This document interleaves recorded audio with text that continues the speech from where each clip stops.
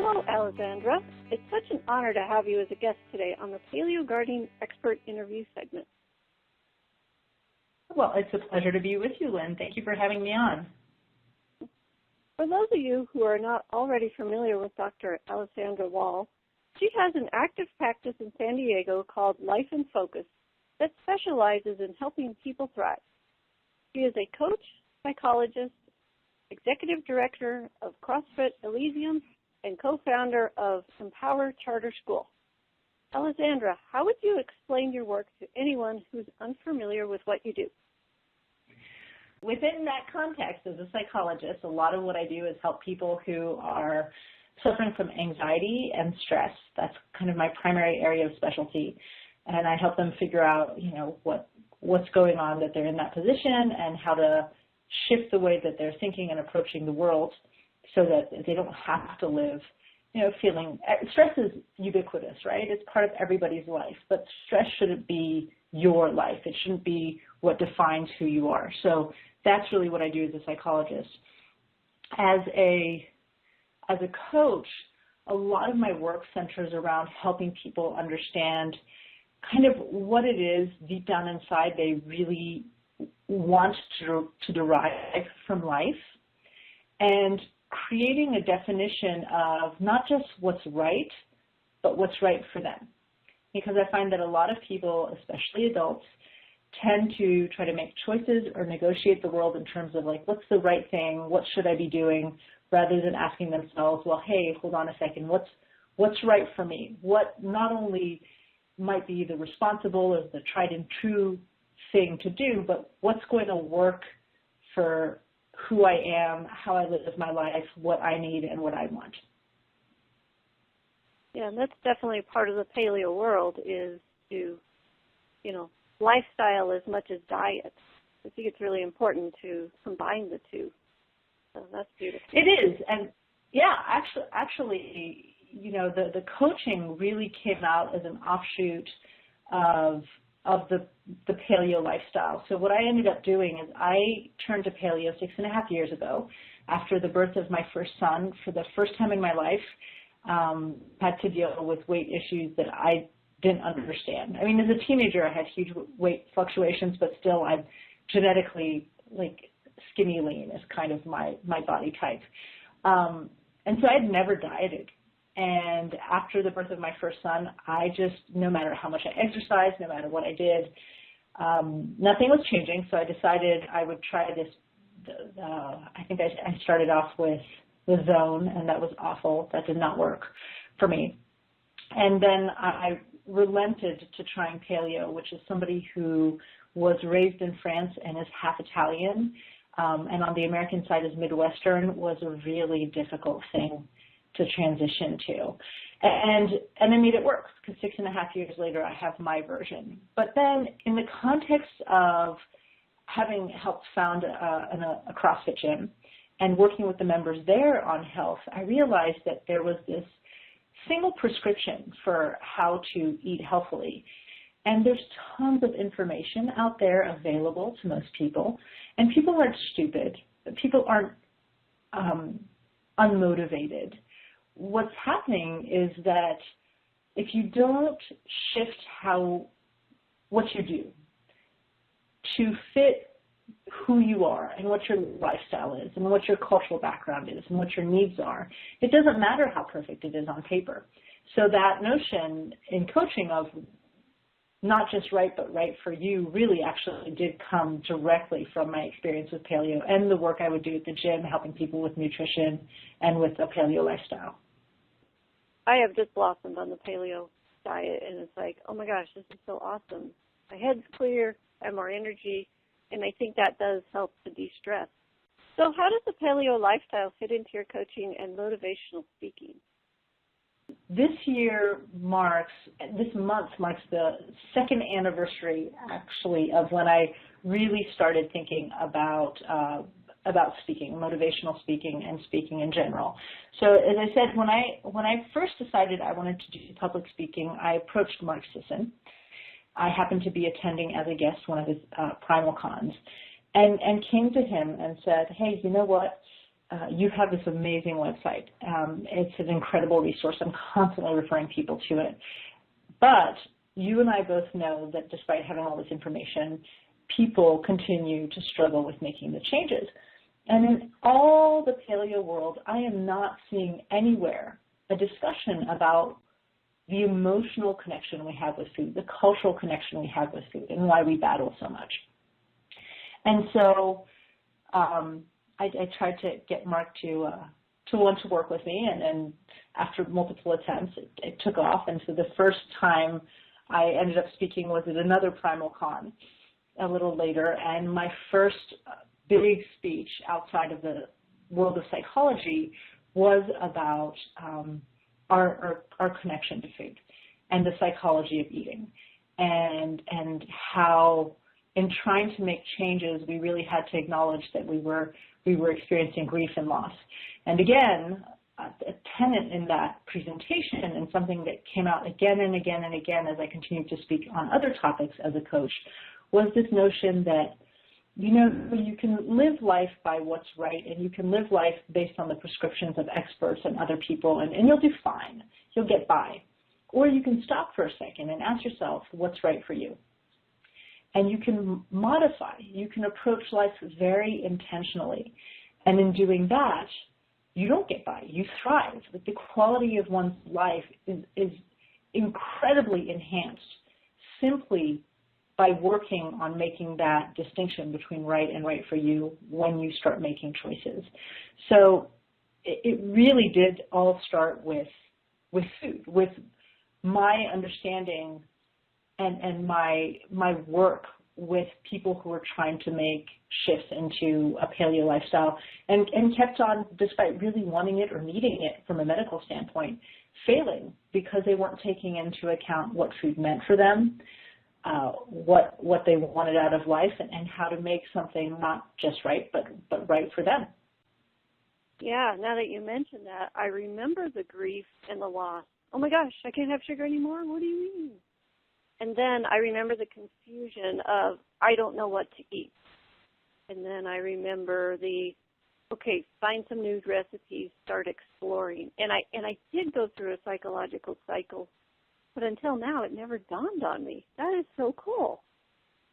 Well, sometimes it's always nice to hear, but it is really like the stages of grief, right? There's this initial desire to do something, and then this bargaining in your head. Well, maybe I'll just do a Whole30 for a month, and then I'll be able to eat anything I want to.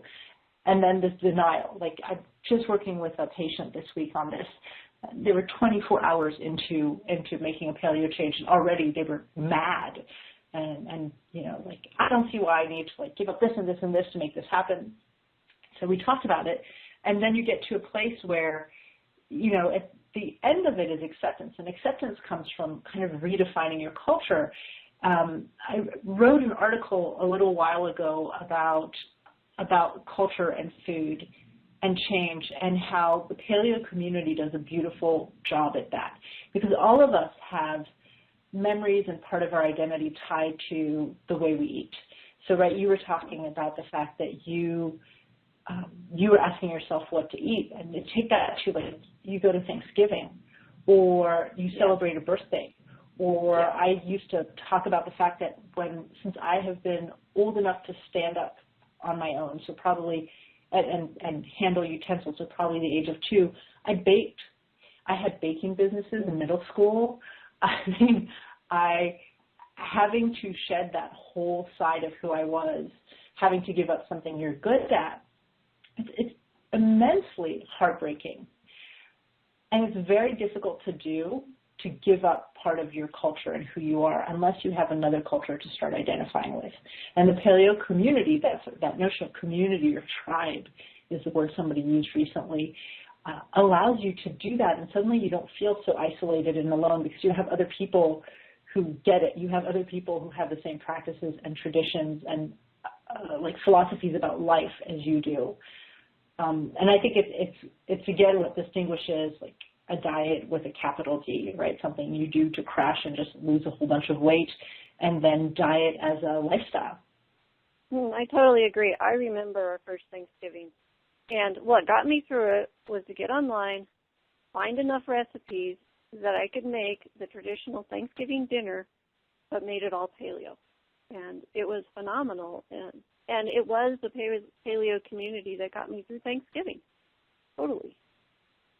Your coaching approach seems to be very unique in the psychology world. Could you explain how it is different from your first practice?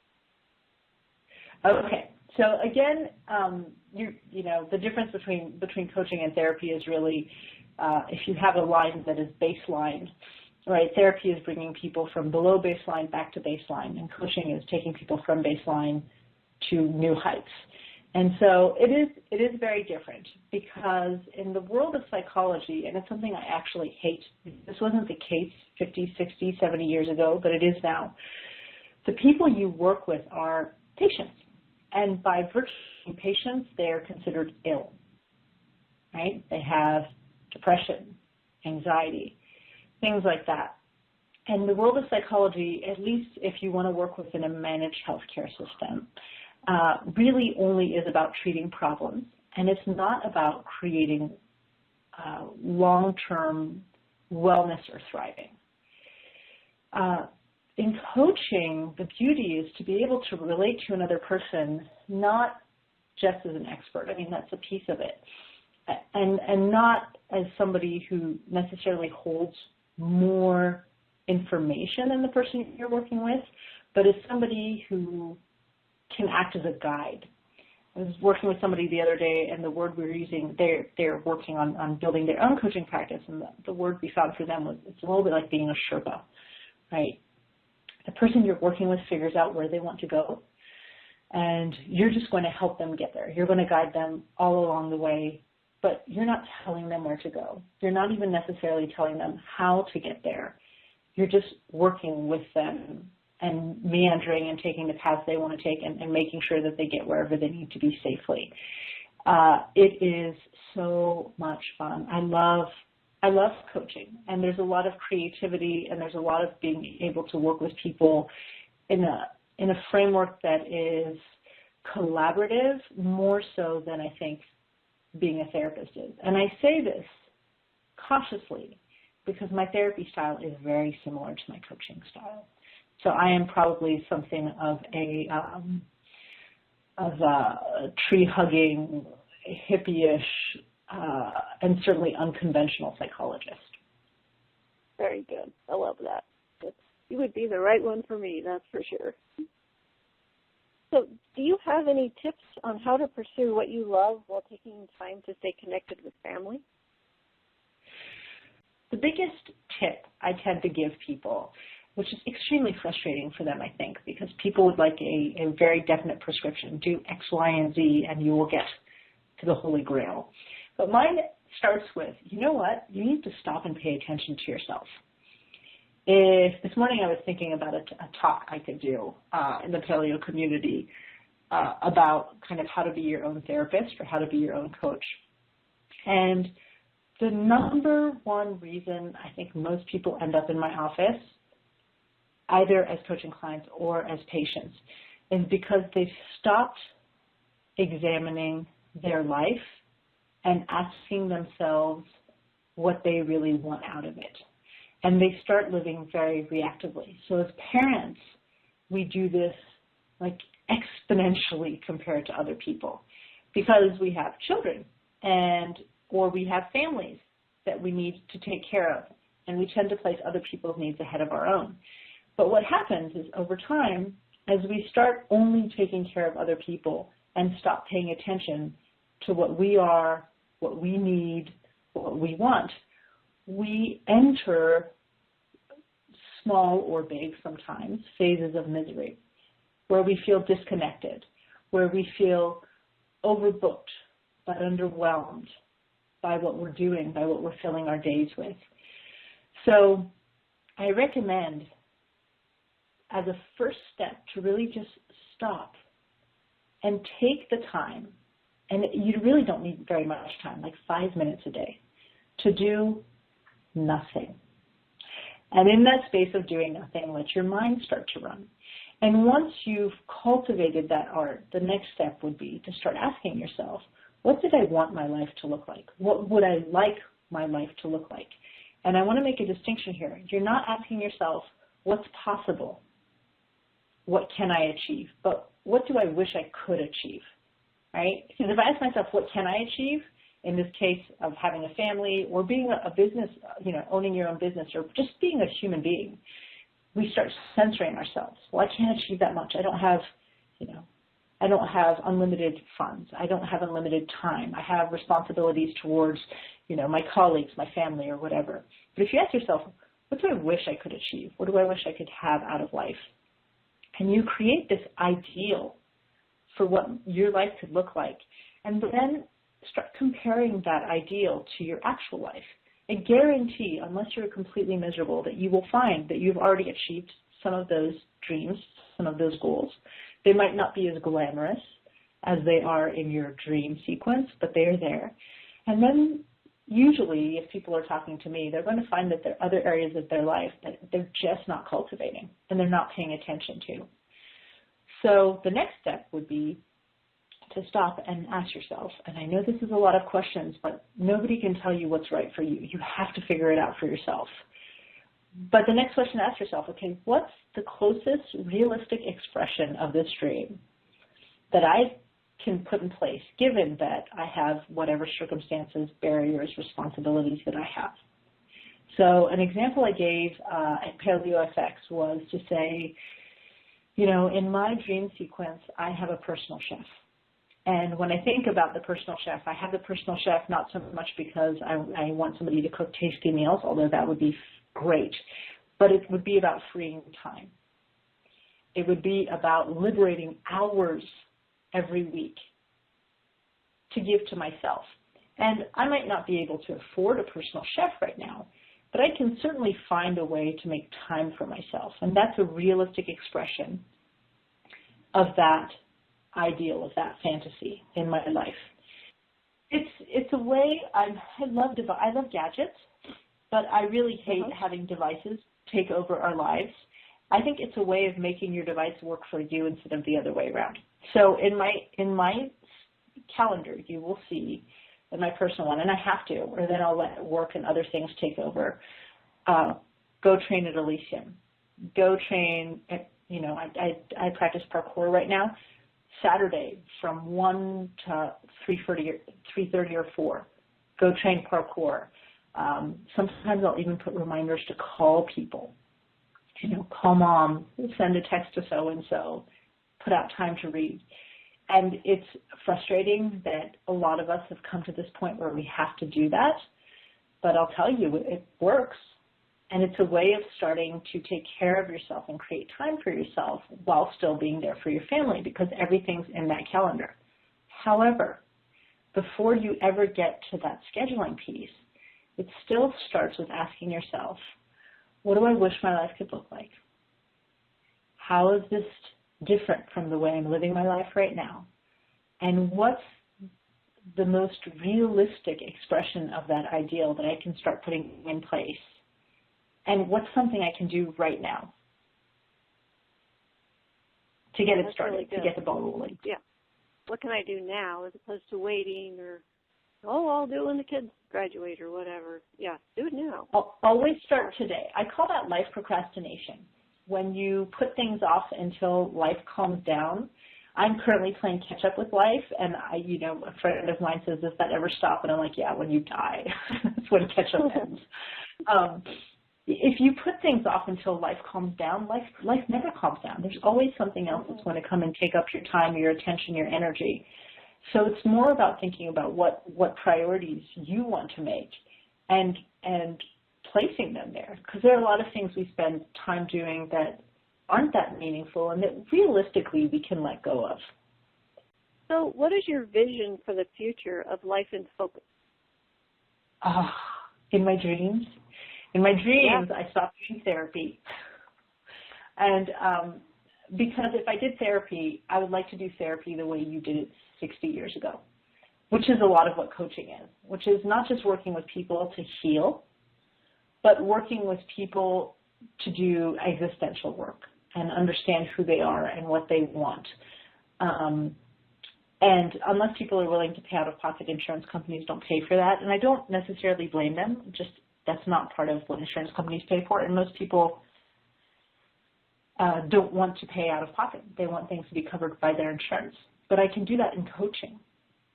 So ideally, Life in Focus, the part of it ramps up. And I'm doing mostly coaching. I'm doing a lot of public speaking, which I love, love, love, love doing. I love public speaking. And then I've gotten a lot of requests from people to write a book. I don't know when I'd have time to write a book, and I'll be honest, I still have that imposter syndrome. I'm like, what can I write a book about? What do I know that other people don't know? And we get reminded all the time, like when you're in your field, things seem self-evident, but just because they're self-evident to me doesn't mean they are to others. Yeah, I get that too in gardening. You have this whole area of expertise, but to you, it's common sense. It's common sense, when to fertilize, what kind of fertilizer. I was asking my gardener the other day, can I cut my rose bushes? I mean, they're huge. It is ridiculous. I can't get them. But in my mind, you only trim your rose bushes in February, right? That's or before then, right? In November. My gardener's like, you live in California. You don't really need to. You can trim your rose bushes like significantly down. But, you have this area of expertise that to you is so common sense, and to the rest of us it's magic. Yeah, that's exactly how it comes across. I'm like, really? Wow, okay. So are there any exciting projects you are working on now to achieve your vision for Life in Focus? Well, so I'm getting ready to head off to Health Unplugged, which is London's premier paleo conference. It's in its second year, and it has been spearheaded by Daryl Edwards, the fitness explorer, and a friend colleague of his named Jerry Dillon.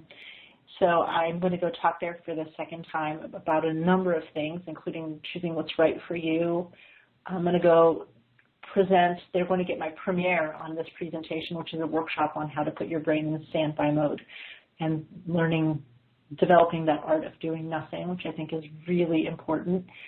So the goal is to try to get more speaking gigs.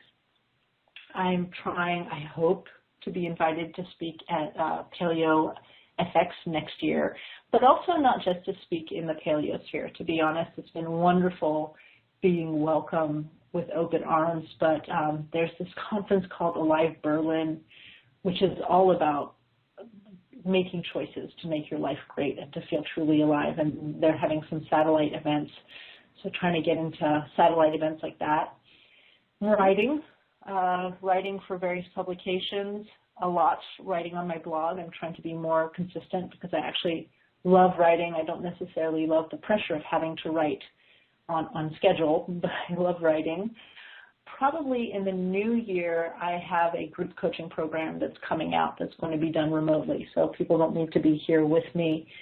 But it's a 10-week group coaching program that's designed to help people go through the whole process we talked about. So figure out what's important to them, figure out how that might be discrepant with the way they're living their lives, come up with very specific goals and start giving them a model for how to approach those goals, and at the same time a model for how to address all the things I was talking about with the paleo shifts, which is our emotional and cognitive barriers to change.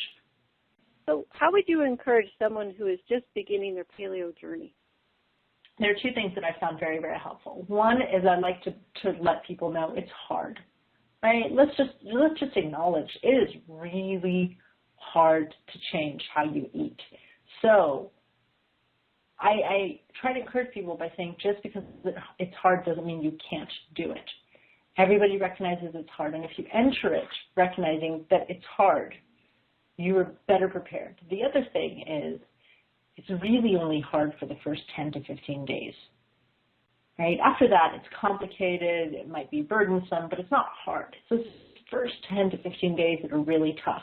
And I've found that when people understand the spectrum of sugars, and I use all the time the comparison, I talk about our sugar junkies, right? But that seems to really resonate with people. I'm like, listen, the reason it's so hard is because you're addicted to this stuff. And it's crazy, right? Because if I told you were addicted to cocaine or meth, you would be horrified. And you'd say, there's no way I want to be addicted to a substance like that. But it's the same process. So if I can explain the symptoms people are going through, like that single-minded focus on what they're going to eat when their Whole30 is over, or the fact that they're so moody and tired, or how they can smell a glass of wine across a room.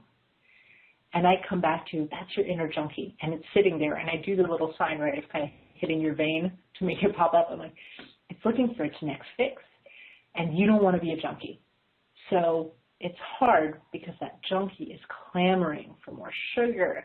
It's clamoring to soothe itself in the way it's always known how.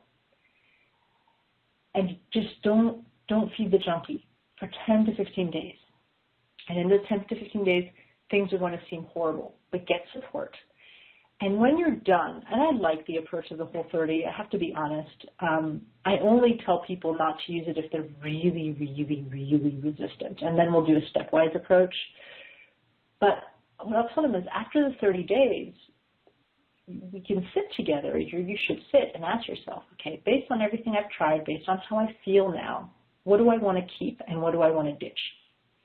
Because few people are willing / capable of having a 100% clean paleo diet. I think it's a trade-off that most people are not willing to make. And to understand that that's okay. Like, it's okay to tell yourself, well, these are the benefits. This is what I want to hold on to. These are the things that I really miss and love. And to be realistic with oneself about what's the effect of reintroducing these foods. And then, again, creating a dietary lifestyle that's right for you, that's not based on somebody else's prescription of what you should do. So my household is very much an 80-20 household. And it's not that, 20% of what we eat every day is crap. It's more like most days, everything we eat falls within a paleo lifestyle. And then sometimes it's summer and it's hot and we just really want an ice cream. And the first few years I used to make ice cream for my family. And now I'm like, I just don't have time. So there's a place that makes really good ice cream. And we'll enjoy it. And, a really nice glass of wine is an awfully wonderful thing. If I happen to be near a Joël Robuchon restaurant, you can bet I'm eating their bread. It is amazing. I will feel sick. And I will awaken my sugar junkie, and my joints will ache the next day if I try to lift, and that is the price I pay for that. So I think the encouragement is saying it's hard. The hard doesn't last the whole time. And at the end of the day, you can figure out what works for you. Yeah, I think that's important. I did the Whole30 as well. And the first few days, the sugar monster was just screaming at me. But after a couple of weeks, I had so much energy, and I'd gotten over the sugar, and I could eat without a stomach ache. And I'm like, really? This is possible? And it was like so amazing. At the end of 30 days, I'm like, I want 30 more because I feel so good. But it was my choice, to continue on. And yeah, our diet is really clean. But my weakness would be like tomatoes. And if I eat them, my joints will ache. But I know that's going to happen for a few days, and then it clears up. So I don't continually eat them. So they're like a treat instead of they're a treat. Day. Exactly. Yeah. It took me 3 years to eliminate dairy.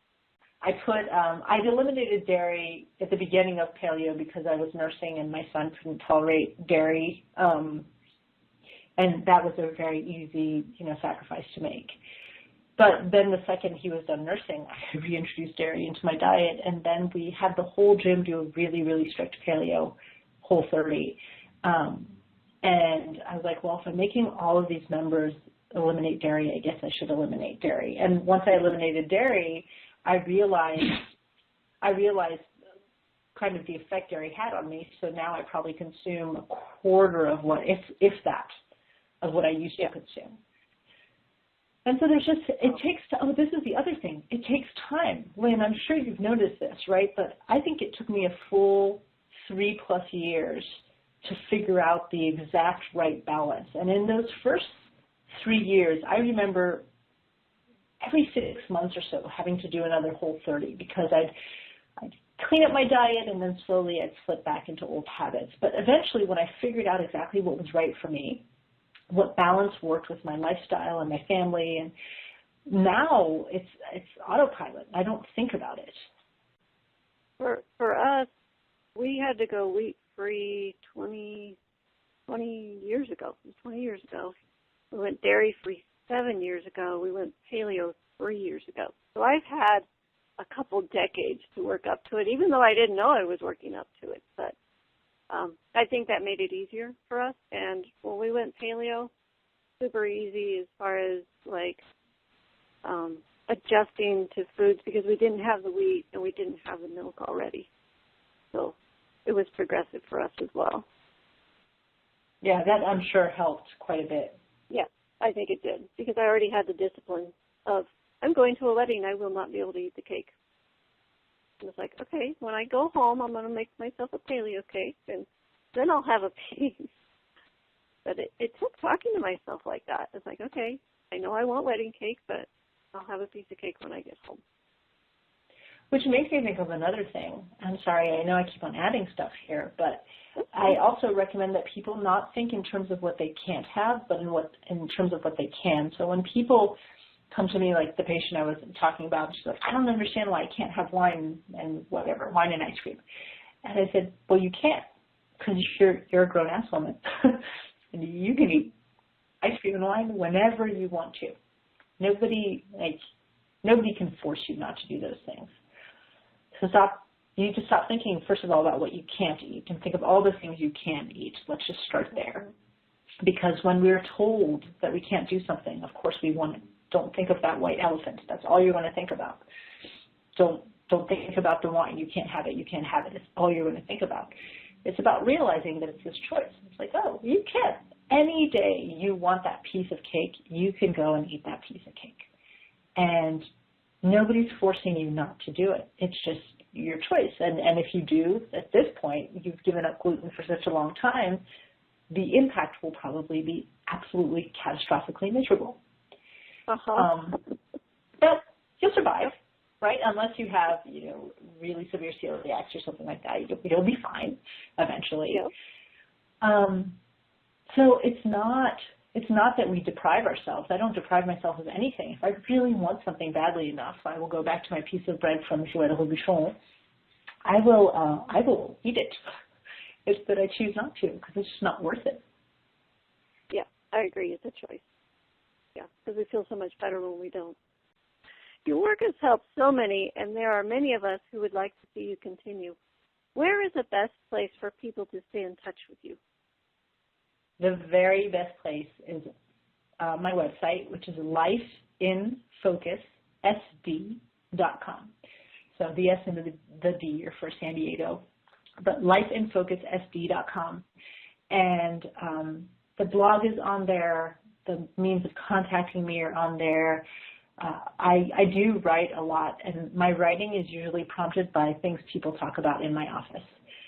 So, if I'm writing I wrote a post the other day on is different, better, and it's based on conversations I've been having with people. On there, too, one of the things I would recommend, if somebody is really interested in trying to figure out how to create change in their life, or if you're walking around with that sense of like life's kind of, I feel overbooked, I feel underwhelmed, I feel uninspired, things should be better. Like on paper, my life should be great, but I don't feel it. There's a tool called the Focus Map. It's available for free on the website, and it is designed to help people, again, identify what they desire, need, and value most. And then from there start crafting real life goals and expressions for things that are right for them. And it's about providing a map to building the kind of life that you want to live. For those of you listening, you can learn more about Alessandra Wall by clicking the links in the description below or by visiting lifeinfocussd.com. It was a pleasure having you as a guest on the Paleo Garden Expert Interview. I want you to have a great day. It's an honor. Thank you very much.